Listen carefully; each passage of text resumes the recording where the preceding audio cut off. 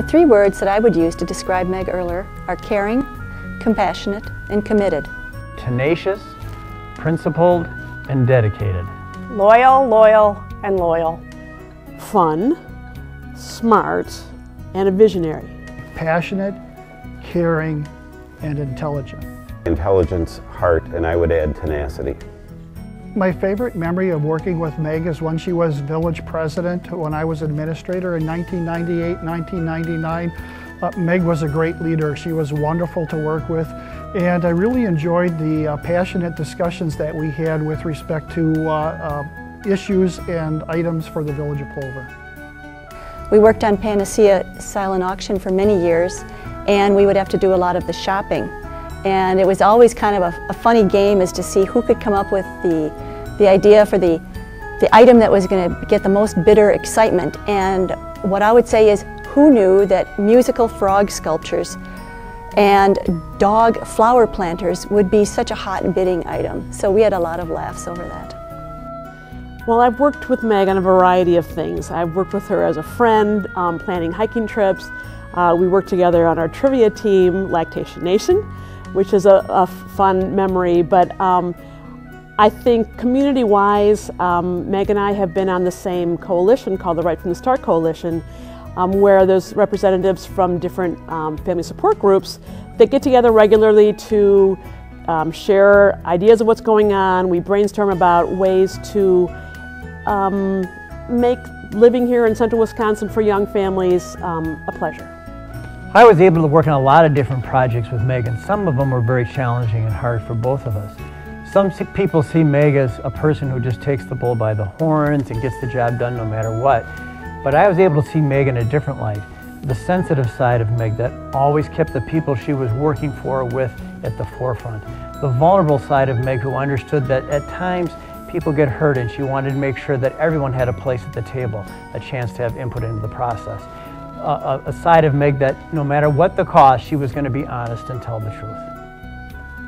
Well, my favorite memories of Meg are probably 20 years in the making. She's on our trivia team, and she, along with just a couple of others, and I constitute the night shift. And that's really where the tenacity comes in. I've never seen anybody so rabid about getting an answer or completing a community project than Meg. Meg has made an impact on my life in a number of ways. First of all, working with Meg is always a hoot. It's always fun, it never gets stale, and you don't always know exactly where things are coming from, but it keeps you on your toes. Meg is also very, very honest, and that's been good for me both personally and professionally. She's just a great person, and she's had a huge impact on my life. We have kids the same age. I met her in a Lamaze class at the hospital years ago.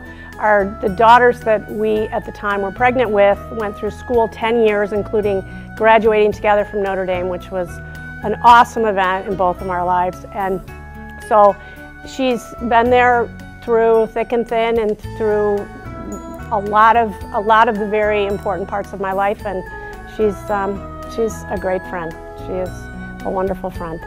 By meeting her and working with her, I really learned that one person can make a difference in the community, and if you get involved in something, you really can carry through projects and make a difference. Without her, I think there would be a lot less community support for families. If there's one thing I could thank Meg for, it would be her support. If I could thank Meg for one thing, it most certainly would be the gift of friendship.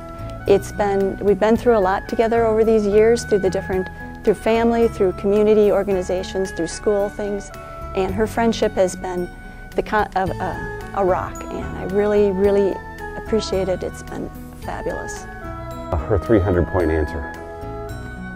If I could thank Meg for one thing, it would be, well, I guess Meg wasn't always really fond of rules.